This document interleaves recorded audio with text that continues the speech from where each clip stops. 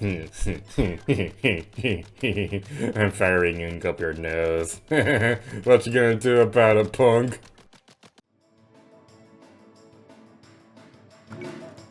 Hi, Fizzy, here to you, and welcome back to Let's Play Splatoon 3! In the previous episode, we continued on our merry way through the future Utopia Island.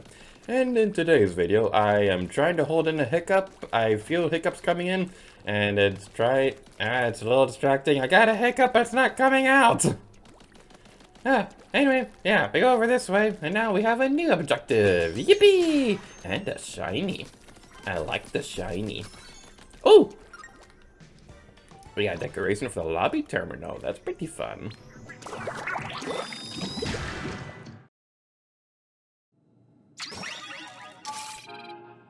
In this mission, you'll master the eccentricities of the Tri-Stinger to reach the goal.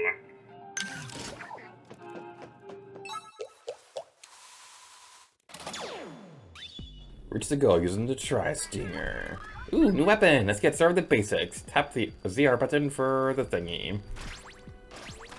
Video says if you shoot while jumping, ink will come out vertically. Well, we're worth a shot here. Whee!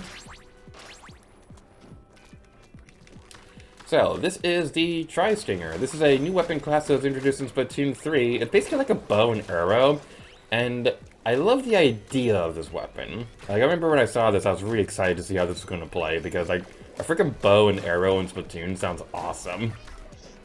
There's some pretty things you can do with this weapon.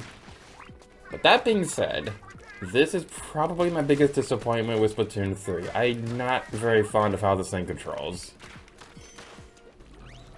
So basically what you do is that as you hold on the button, you can fire some like ink arrows, and when they hit the ground, then they'll explode. Which this could be pretty useful for catching opponents off guard. It catches me off guard so much whenever I fight these guys. But I'm just not too fond of how this controls. If it covered more ink quickly, that would be something else. But it's not a very good weapon for like turf war because it covers the ground so slowly. And I just really never know a good opportunity that would make more sense to use this than like any other shooting weapon when playing in anarchy mode or anything like that. It's unfortunate. I do like this weapon, it's just I'm not very fond of how it controls, and it's a real shame too because I was really excited to see how this is going to play when it was announced. But anyway, let's go over this way, we can finish you off. I don't know, maybe they can update it in the next Splatoon game, and it probably turns into like my favorite weapon ever at that point. But as of right now, it's not really something that I'm like super excited to play online. It's really unfortunate.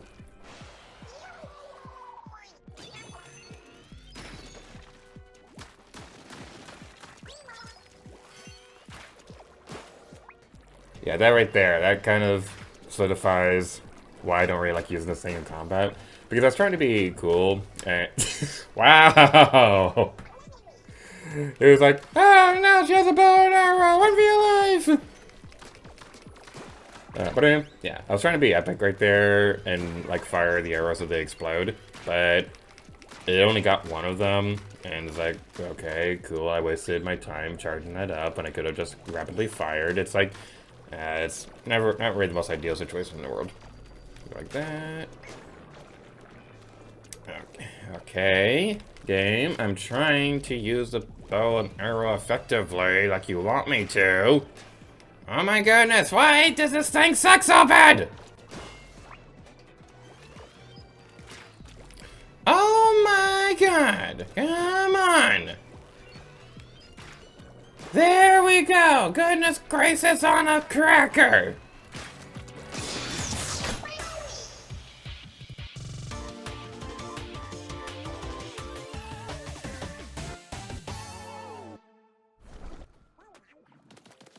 Oh, sweet Splattershine, it's so good to see you again. Yay! We got the shiny, we got the shiny, we got the shiny, and it's so shiny. Yeah. So as we got into this, we've unlocked this tier of upgrades, so once we get some more summon, whatever those things are called, we can upgrade, like, Esteban's health, we can upgrade our special charge up. I will say this is kind of one of the bigger reasons why I didn't do super well during Splatoon 3 versus, because I kept forgetting to upgrade the thing at the project, and James was doing really well at upgrading it during downtime. And yeah, you could definitely, if you want like a good example of what it's like playing this game without versus versus going ahead and upgrading it anyway, that's a good example. I really liked how that versus turned out though. Like that's probably one of my favorite collab projects we've done on the channel within the past couple years. So yeah, even if I didn't do super well during the versus, I really loved how that one turned out.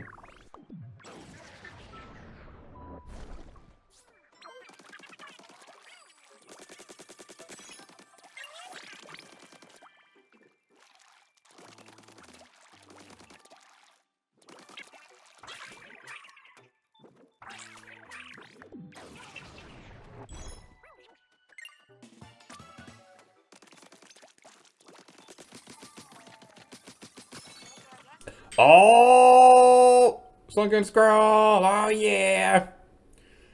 Long ago, Earth's platted lands were almost washed away by a great flood.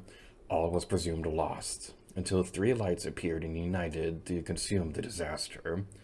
Thankful for their salvation, the townsfolk threw a festival with three portable shrines as a tribute.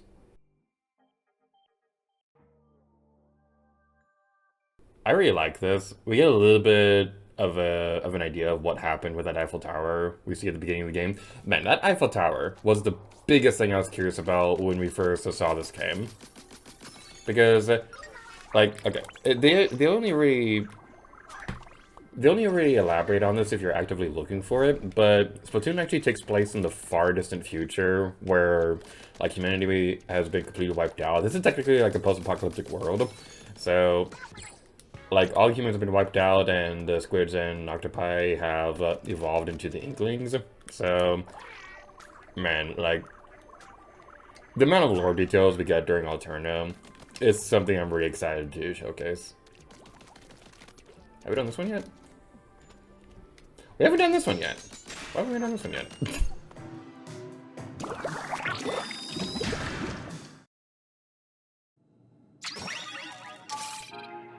Introduce you to the hobby of extreme face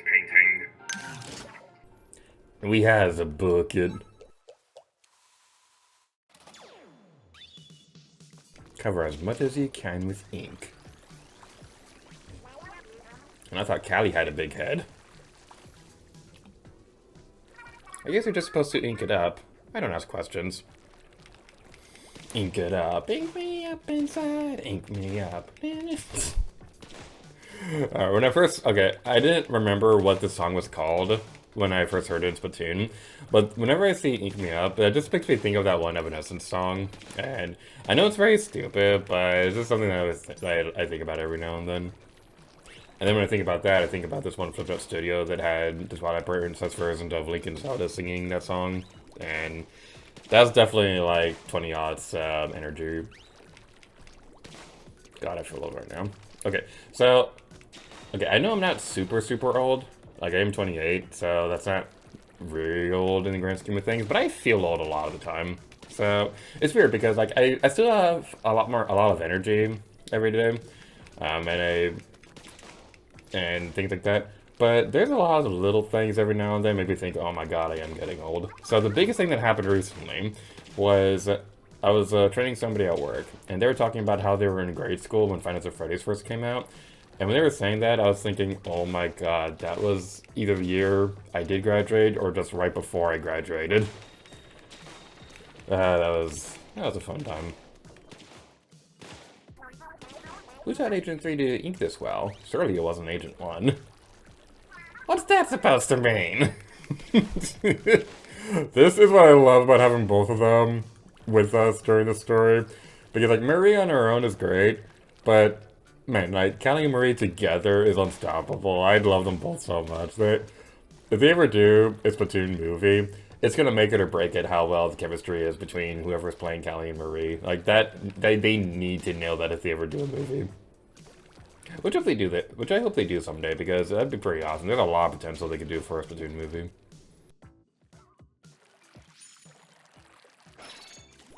Ah, we got a thingy. You're not afraid of heights, are you, Agent 3? I'm not afraid of heights, per se. It's just more so I don't really like looking over cliffs. So, like, I'll ride a really tall roller coaster, and I'll be really happy about it. So, like, Busch Gardens, for example. Yay, nice work. Really good coverage. Like, Busch Gardens, I went there a couple months ago with James, and we had a really fun time. Like, I loved all the coasters. They were all super tall. It was really cool.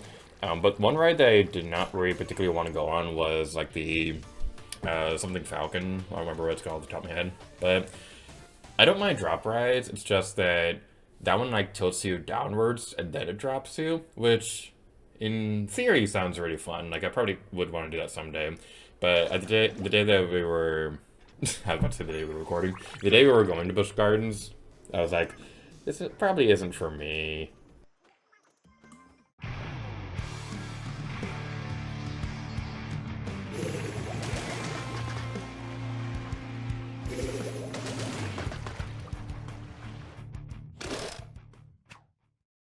Alrighty then, so Clam Blitz is going to need a bit more of an explanation than the other Anarchy battle modes in this game.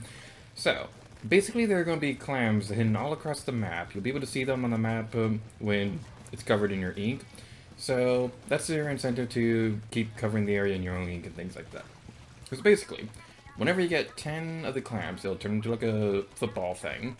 And when you get that, you'll be able to break the enemy barrier. And after it's open, keep throwing clams into the barrier, and then you'll be able to score points that way. If they take out...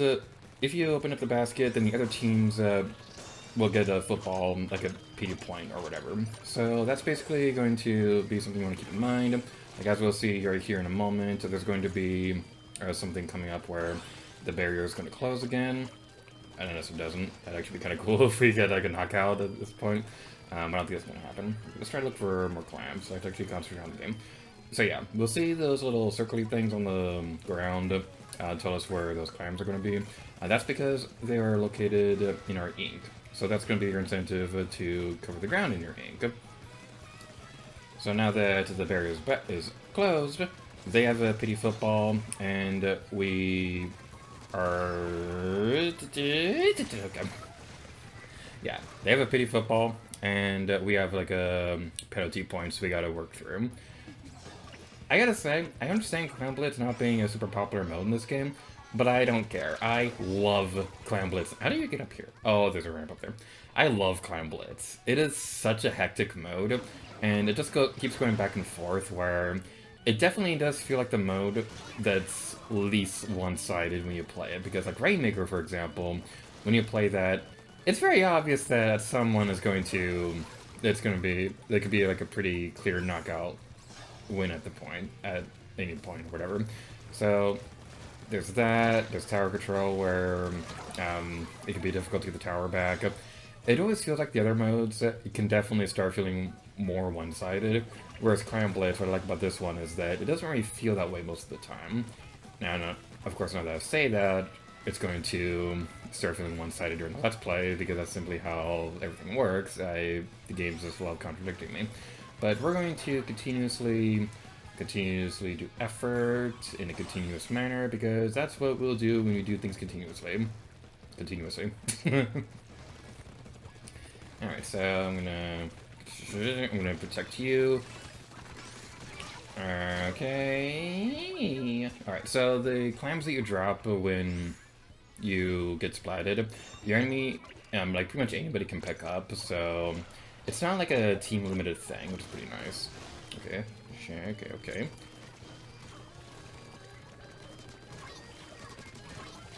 Alright, so I'm going to take that.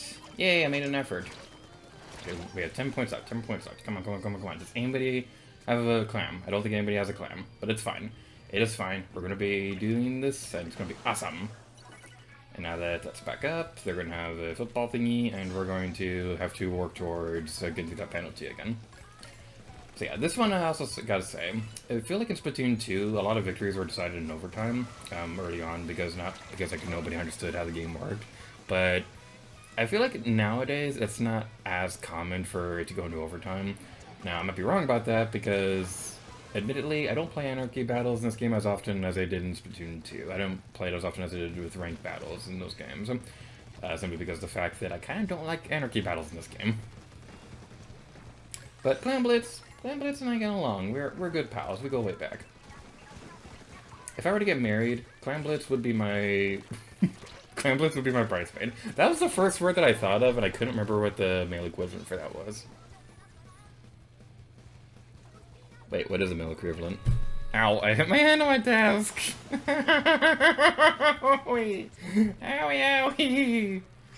Oh, okay, it's all fine. I'm a grown-up. I'm a 30-year-old. I'm not 30 yet, but I'm almost a 30-year-old person.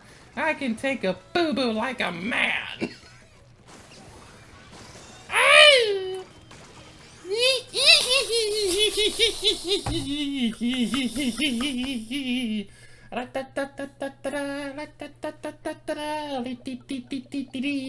Hey,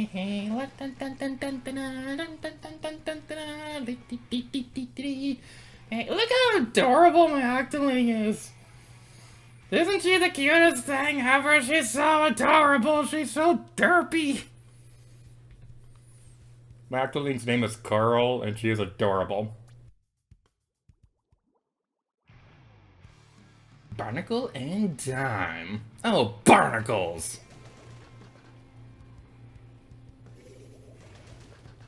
I don't like the background color. It's very generic and bland. Alright, so now moving on towards this area. Boo yeah! Yeah.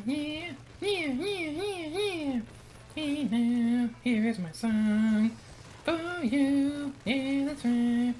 I wish that I was good, but I'm too shy. I suppose, yeah. Owie. Alright, I get it. You don't want me to sing. I'm going to keep doing it even though you don't want me to, because that's my defining character trait. What is my defining character trait? Huh. I feel like I'm not the person to answer that question. Because I don't know. This is a very philosophical question. What is my primary character trait? I know for Splatoon, that's probably going to be Marina, but yeah. Man, they're destroying us this round. We're not even really getting that much of a chance to even see the stage.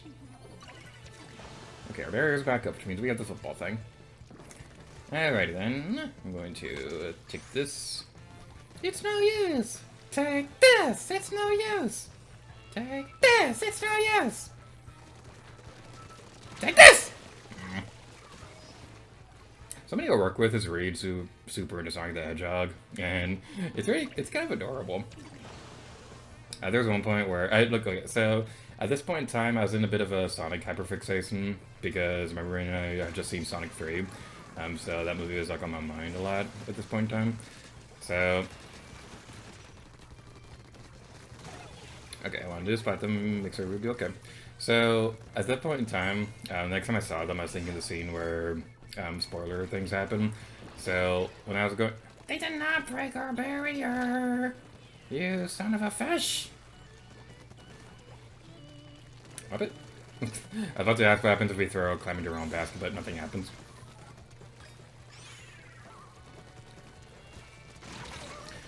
Oh my goodness. Okay, I like that special weapon. I hate using it though, because it feels like whenever somebody else uses it, I can't splat them before it goes off, but whenever I try using it, I get splatted immediately. It's not fair.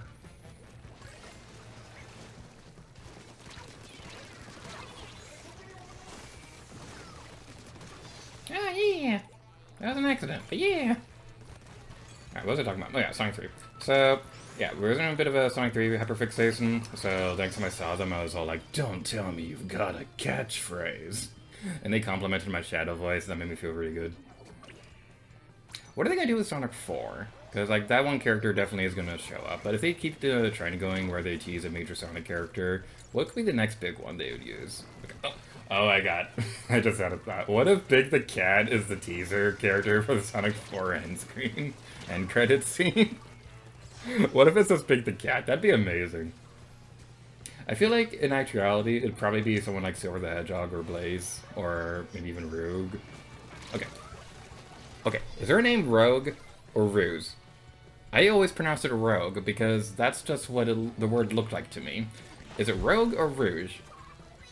I don't know. Rouge doesn't sound correct, but Rogue, like nobody but me says that. So I'm probably the one who's wrong about that. I meant to give you that clam. Hi there, buddy! You have a friend!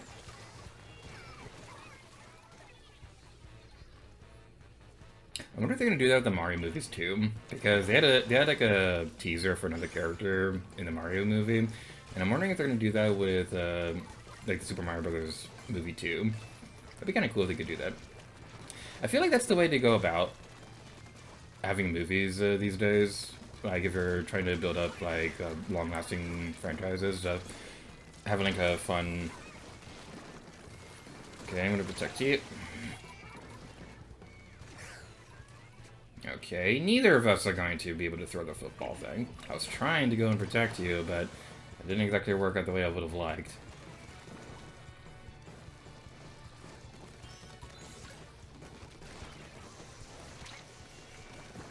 What I'm curious about the Mario movies, so if they ever introduce Wario and Waluigi, who would be the voice actors? I feel like you'd have to have somebody. Okay, Wario has a very annoying voice, so you'd have to have somebody who can pull off an annoying voice who still sounds fun. I don't really know who you can cast for that. And also, I gotta say, probably off topic or whatever, I hate the name pronunciation Wario. Like nobody says that in game. They always say Wario. Why is it such a common thing to say Wario? That's not correct. That person in the middle right looks so smug. Alright, so that didn't exactly go as I would have liked. I'm kind of tempted to keep going because I want to see if we can get more victories. I kind of don't want to push it though. So we're just going to take our victory and call it a day.